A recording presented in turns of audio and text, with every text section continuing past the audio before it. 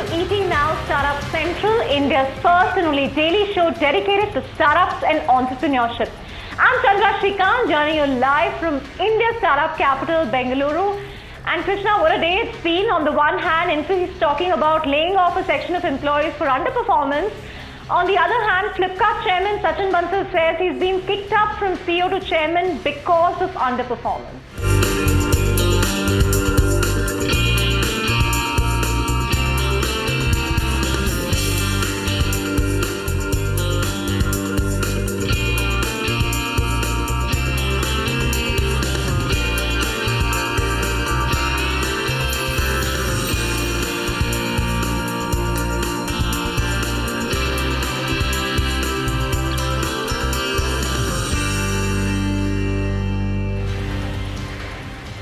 That's right, Chandra. This is Krishna Kumar coming to you live from 18 Hours Mumbai Studios. First up, Chandra, let's do a check on all the headlines that we're tracking over here. Hyperloop could soon be a reality, and India has the potential to become one of the first countries to have Hyperloop. That's the word coming in from Hyperloop's COO, Bibop.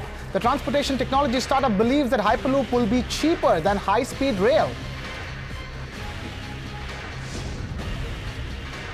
Smaller cities have to deal with the problem of visibility and exposure. That's the word from Abhishek Sangvi of Swan Angel Network. Speaking exclusively to 18 Hours, Sangvi also emphasized that it was mentorship more than funding that startups in Tier 2 cities needed.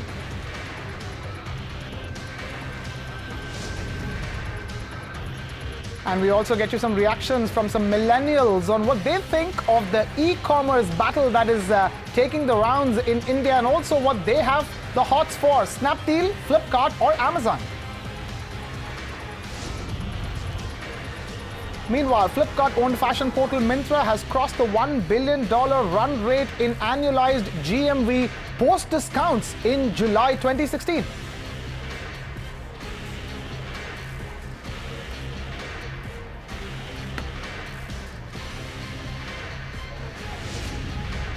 Krishna, before everything else on the show, we are going to go across to IIM Indore, because guess what? We have been tracking the i5 Summit, or rather our colleague Rahul Daima has.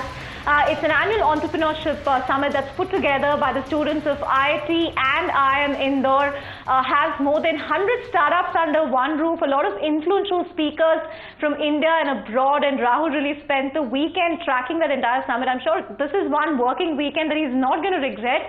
But Rahul, take us through the highlights of IIM Indore, you know, everything about the mood, the trends that really played out there. It's the second edition of the i5 Summit here at IIM Indore, and the focus has really been to really revive the ecosystem that exists in Indore on the campus. A lot of student entrepreneurs got to pitch to investors in various competitions and actually get funded. Over 1.45 crore in funding was secured by various startups as part of competitions. Also, the interesting element was the international touch with Hyperloop Transportation Technologies COO Bibop here on campus. That really got a lot of students excited. Remember, Hyperloop Transportation Technologies is envisaged on the idea of Elon Musk's Hyperloop that intends to get people get people across various cities as fast as they can. It's a new form of transportation technology that they've been working on. So that is really also a lot of investors on the campus from Orias Venture Partners, AHA Ventures, Investors Capital, a lot of angel investors also on the campus interacting with students. From sessions on how should they pitch to investors, where's M-commerce heading, advice to students on what sort of presentations they should be making. It couldn't have got better for students into their second summit and also end up getting a funding. We get to all the action from the two-day extravaganza on 18 Hours Startup Central. All right, Chandra, time now for our big headline of the day. Hyperloop could soon be a reality, and India has the potential to become one of the first countries to have Hyperloop. That's the word coming in from Hyperloop's Chief Operating Officer, Bibop Gresta. The transportation technology startup believes that Hyperloop will be cheaper than high-speed rail in the country. Take a look. You have to consider that the Hyperloop is not a new idea. Humanity tried to build this system several times in the past. In 1870, the first idea was conceived below New York, and it was the initial phase of the New York Underground. And there was an evacuated pneumatic train with all the characteristics. But at that time, the car industry was against it because they thought it was a threat. And in 1904, Robert Goddard, the father of the rocket science, tried to do the same by patenting a solution, and has been stopped again because the scientists thought that human being cannot go faster than 100 miles per hour. So there was always a reason why a project like this has been stopped. But humanity always dreamed to travel on tubes, right? Because it seems more logical. We are the biggest effort that humanity has ever done to solve one of the biggest problems of humanity using the best people. And that's what we are doing. What really brings you to India apart from the summit? Have you also been, meeting railway government officials in a way, or would you explore meetings in the coming days, so to say? Well, I met Modi in San Francisco a while ago when he came in the visit, and we've had a very pleasant exchange of opinion about what is needed. I think India has the real potentiality to become one of the first nations to have an Hyperloop, because there's a combination of factors. The first one is that there's a high density and there's a lack of infrastructure. And the model of the Hyperloop is also fascinating because it's so efficient, and we're not only fast, we're also very, very efficient on how we produce an energy and how we also create it in a sustainable way. Because we are using completely renewable energy, we can produce 30%, up to 30% more electricity than we consume, and we do it respecting the environment. And India has a very big problem on infrastructure. While coming here, I was seeing a disaster. I mean, the road is completely broken, and there's too much trucks on the road, and we need to fix it because it's starting to affect our life in a very bad way.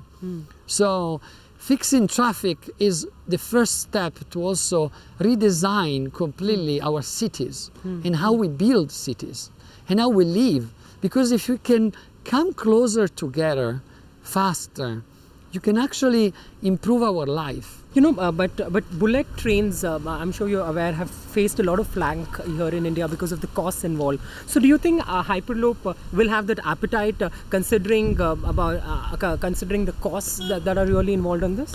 Absolutely. That's one of the amazing characteristics that we have, is that we are 6 times cheaper than an high-speed rail. And this is also one characteristic, because the other one is that to maintain the system, it's really almost close to 10%. So the reality of the fact is that it's not only how much you spend in building infrastructure, but it's how much you spend to maintain it. High-speed rail is really energy inefficient. It uses too much energy. Imagine that you have to build a big track with electricity all over it, and you have to bring it to superconductivity. Not one system in the planet is profitable. Not one rail, not one high-speed rail, not one underground. It costs too much. That's right. So the issue is not only building cheaper, but also building in a way that is sustainable and can generate money. In a long haul, that is. Hyperloop doesn't need subsidies from the state, and it's actually a profitable business. Interesting. So, so you will look at bringing it here in India. What timeline are we talking about? Also because, it's in the concept stage in America as well. So what timeline as far as India? Well, it's not a concept stage. We are actually building it, because we are building the first prototype that is a full-scale Hyperloop. In the same time, we signed deals with several nations. We signed with Slovakia. We are now going to announce another big deal that we signed. And the Hyperloop concept depends a lot on how fast the politics and regulation wants to adopt it. We are ready. That's right. We're ready to build it at a cheaper cost and more efficiently. Now the government has to do its part. And we will be meeting several of your representatives in this trip. We'll see. I mean, I think the population needs to ask for an Hyperloop. What are your plans as far as startups are concerned in terms of tech transfer and talent transfer? What are your plans? So that's a very key point for us, because our model allowed to hire, quotes, people and companies that wants to join the team and work to change the planet. And that's our main proposition. We have offered stocks in exchange of work, so you can still work in your company. We ask a minimum of 10 hours a week in exchange of stock option. And we are searching all kind of help. Right now we have 600 of the best people from several industries. I'm talking about engineering, designers, architects, computer designer and software developers. I know India has plenty of these resources and has amazing talents here. And that's one of the reasons why I came here. I'm also scouting for companies that can actually join our team and help us bring Hyperloop to India. I think it's very supportive. Is actually created a competition to allow us to select the best engineers, and he pay for it. It's called the SpaceX competition. Right now Elon has bigger problem. He has to deliver the Model 3, and he's consolidating his assets. So I think he will continue to support us as a cheerleader of our project.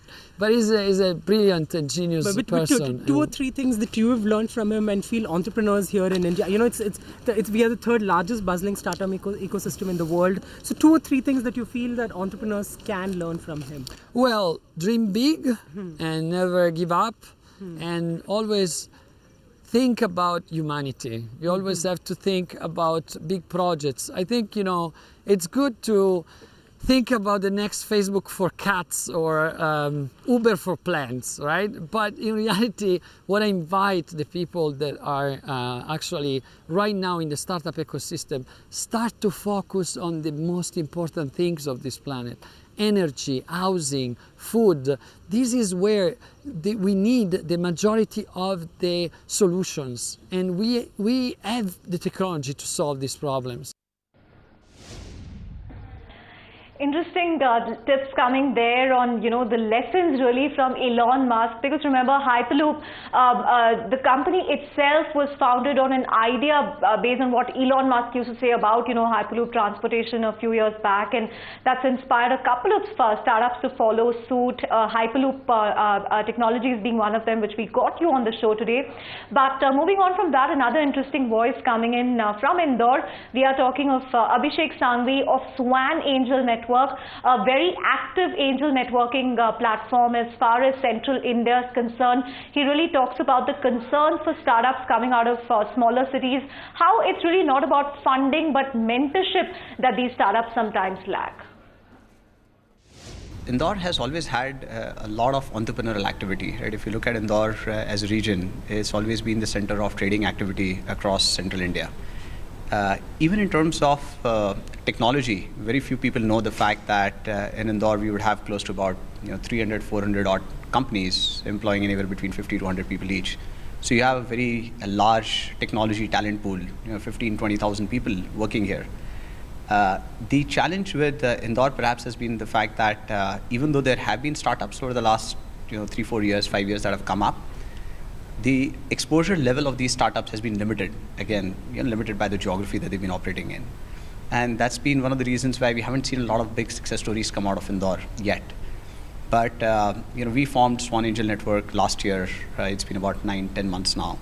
And the purpose was to bring that level of exposure, mentoring, senior people around, get them together and start mentoring these startups which have so much potential. What are the learnings that you've had here at Indore that you feel can be replicated across other cities?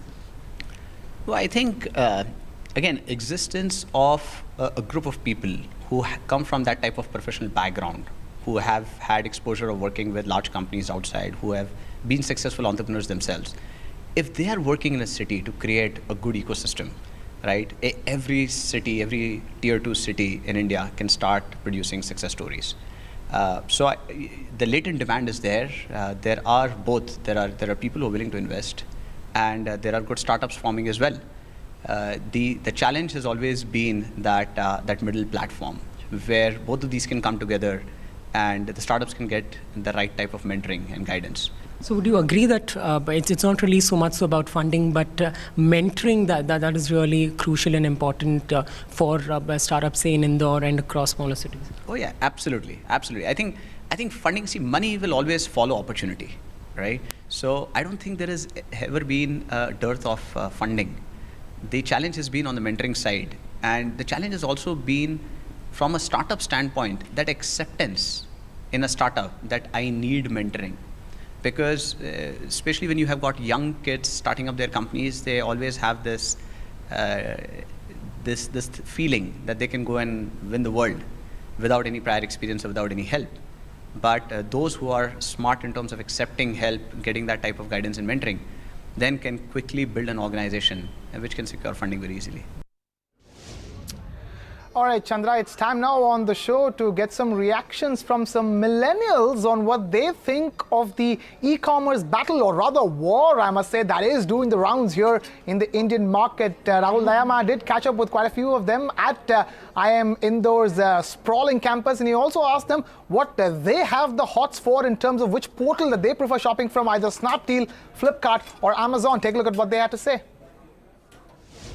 Whenever I want to go for service, I would go for Amazon. Usually is my favorite site, and whenever if I want the best deals, I would usually go to Snapdeal. So those two are the ones. And as far as promotions go, the discounts matter a lot to me. Cashbacks not that much. I mean, I don't see, because anyway again I'll have to shop, so I don't want to do that. I prefer credits and debit cards because it's already paid. I don't have to go through the hassle of going through it. I don't usually use payment wallets or anything, e-wallets.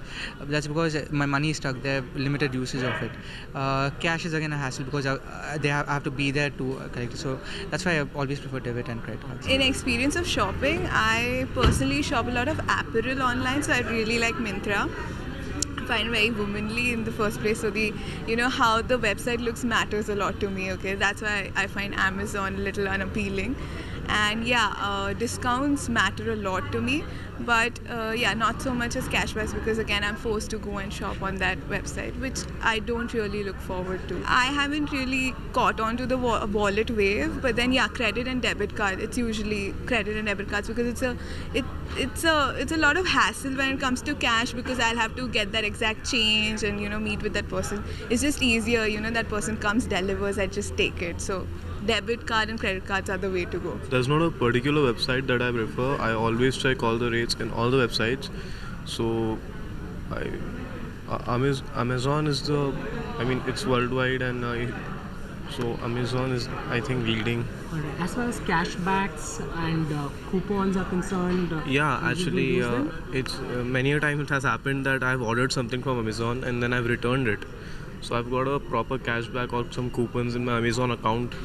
So the service is nice. The after sale service is very nice. Right now, Paytm is very focused on customer experience. I've shopped a few items on Paytm also before. So is Amazon, basically. But it's a very close call. You just can't zero in on something, even for Flipkart, basically. So I think it's mostly the cash is going to play a role in the longer run. And it's not going to be customers who decide. It's going to be the investors who decide who's going to win in the long run. A lot of interesting stuff there, Krishna, particularly the fact that people prefer debit and credit cards to wallets and payment gateways. I wonder what a Paytm or a Freecharge or a MobiKwik is going to make of Chandra, that. Just to interject on that really point, stood out for me. Just to interject on that point, I always thought net banking was a better option, in terms of security, in terms of how quick it is. Oh, totally. I use net banking. Moving on then to our next story, Krishna, where I caught up with Myntra's founder, Myntra's CEO, Anant Narayanan. Now, they clocked an important milestone today where they crossed the $1 billion mark in annualized GMV. This is post-discount for the month of July 2016. I asked him if, they can really sustain the momentum, sustain the pace. He seems confident on that front and is also confident of clocking that $1 billion GMV mark by the end of the year. Let's listen into what Anant Narayanan had to say. The selection is there, the service is there, the engagement is there. Second is we're also heading into a festive season, which historically for Myntra, the second half of the year has always been better than the first half of the year. So both those, focusing on consumer experience, so all the customers we acquired during URS, making sure that we actually continue to serve them well, and the festive season and making the festive season go well, are the reasons I'm confident we'll get to $1 billion. Right. But, getting to $1 billion by the end of the year is what you said earlier also. With Jabong also in your bag, aren't you confident that, that might happen even sooner? Or? We're not counting Jabong in these numbers. Okay. So we're only counting Myntra in these numbers. I don't think it'll happen sooner. I think it'll happen to the plan that we originally forecast. So we're actually excited about it. The other thing just to remember is, I think, it's a 70% year-on-year growth that we're actually looking at. That's what we had all through the first 4 months of this financial year, which is very healthy, right, in this market. And even in terms of profitability, again, the integration of Jabong, won't that be a dampener going forward? You're still saying early next year you're confident of touching profitability, or is that only Myntra? I think that's still only Myntra. I think the integration of Jabong, we're not really integrating, as I keep telling you. I think we're going to run them independently. The back end, we will have synergies around logistics, around a few other areas. That we'll continue to get. But for now, the numbers that I'm talking about are Myntra numbers. I think the way Jabong will help is probably get us faster to the top line, and by the way, across both platforms, we will get more full price sale. Right. In terms of the categories that are really going to drive this, will it still be the premium fashion category, or any other extensions that you're seeing that's really getting you traction at this point? So look, the core categories that we have continue to be the strong ones for us, which is sports, men's, women's. However, we've added a bunch of new categories that we're very excited about. They're growing well. Home, which is an extension of fashion lifestyle, is actually doing well. Like personal care is also a new category we've started. Very early days, but starting to pick up momentum. And jewelry, if we can solve some of the supply chain and security issues in delivering more expensive jewelry. This would be artificial? No, this is real jewelry. Okay. So not costume, but real jewelry, fine jewelry as they call it, with gold. So if we start doing that again, we've partnered up with Tanishq, which is going well, Tanishq and Mia. I think we need to figure out a way to scale it. And lastly, private brands vis-a-vis the brand partners on your platform. Private brands, I understand, would have higher margins. Yes. In terms of the breakup, can you tell me where you want to see this, say, 6 months from now, 1 year from now? Sure. So today it's about 20% of our sales. We want it to be no more than 30%. By the way, even in our private brands, private labels, we separate the two out. 3 brands, Roadster, HRX, All About You, are brands that we want to build as national brands and scale. All right, Chandra, good news from a startup, that too an e-commerce startup, amidst the slew or the sea of bad news that they've been surrounded with of late. And good, you're catching up with the CEO himself. And with that, we've completed 1 hour of time here on this edition of ET Now Startup Central. Thank you so much for watching. But don't go anywhere. Keep it with ET Now.